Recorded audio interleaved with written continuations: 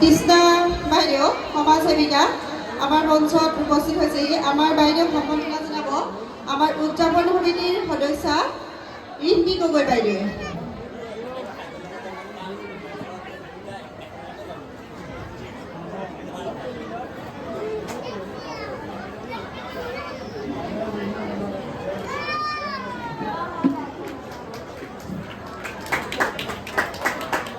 আমাৰ মূল নাটকৰ মহাসতী জয়মতী নাটকৰ পৰিচালক মহোদয়ক আমি দুআষাৰমান ক'বৰ বাবে মাইক্ৰফোনটো আগবঢ়াই দিয়া হৈছে।